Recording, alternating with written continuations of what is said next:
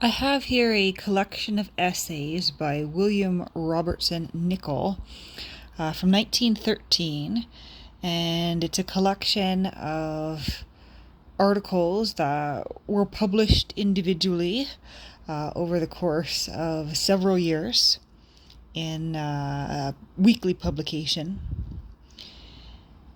And there's an essay in here on biography. He provides an interesting proposition about what makes a good biography. He gives us a proposal containing 3 qualifiers. First of all, and we'll move our little strip of paper out of the way. First of all, a good biography must deal with a great man, he says. And a great man must have character, but he doesn't necessarily have to be good. And he gives us the example of Napoleon, saying Napoleon was a great man, but he was not a good man. And once you have a great man as the subject of your biography, you of course must have, and this is his second qualifier, you must have materials of a special kind and value. So for instance, you cannot write a great biography about Homer or Shakespeare simply because there aren't the sorts of materials you would need to write such a thing available. And by materials, he of course means diaries and records and letters and that sort of thing. And then he comes to his third qualifier, and it's over here on the next page, where he says, in the third place, a great biography must be the work of a man with a biographical faculty. And so the man who writes a great biography must be a good writer. And he takes care to say here he doesn't need to be a great man himself, because he finds it quite impossible or quite rare from his point of view that the writer of a great biography would also be a great man himself. And so those are his 3 qualifiers.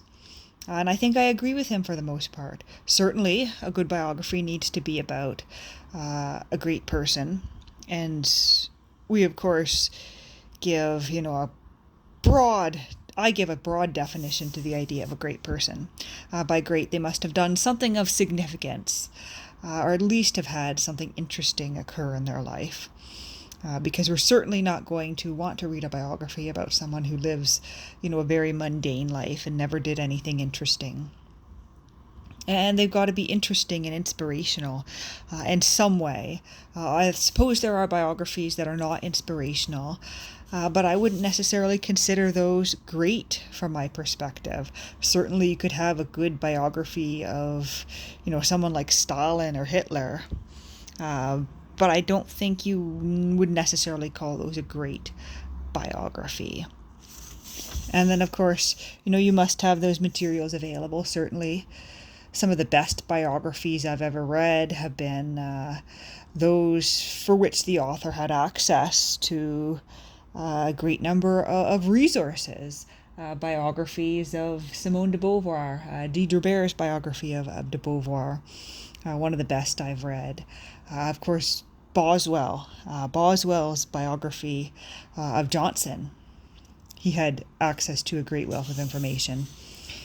And then, of course, if a biography is going to be good, you have to have an author writing it who has a good idea of what a biography should be, how it should be shaped, and how to present things to the reader. And then, of course, he goes on here to look at a list of great biographies put forward by someone by the name of Professor Saintsbury. And he puts Lockhart Scott on the top of the list. I've not read that one. Boswell's Johnson. I have read that one. Moore's Byron. Carlyle's Sterling, and Sir George Trevelyan's Macaulay. So the only one I've read on this list is Boswell's Johnson. And he takes some time here to discuss this list, but he isn't in agreement. And so he offers us his own list here on the next page, keeping Boswell's Johnson at the start. And he claims to have read it no less than 20 times. And if you've read Johnson, Life of Johnson by Boswell, you'll know that that's not a little work. So unless he's reading an abridged edition, he's spent hundreds of hours with Boswell.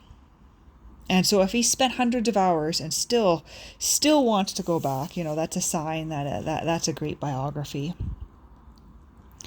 And then he gives us Life of Scott by Lockhart, Life of Charlotte Bronte by Mrs. Gaskell, Macaulay by Trevelyan, Carlyle by Freud, and Life of Gladstone by Morley. And so that's his own list there. And I don't quite know what I would put on my list of best biographies of all time.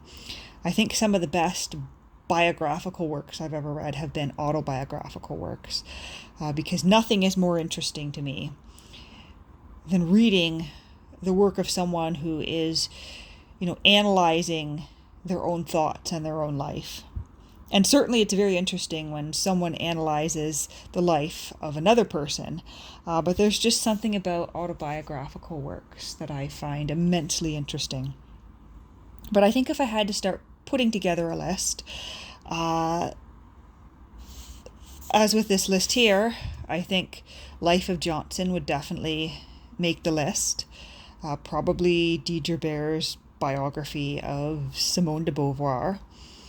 And I'm trying to think of other biographical works that I would put on this list, because there's a good many works that border the line between biography and something else. I think I might need to give this some thought. Perhaps I might return with a list of my 6 best biographies.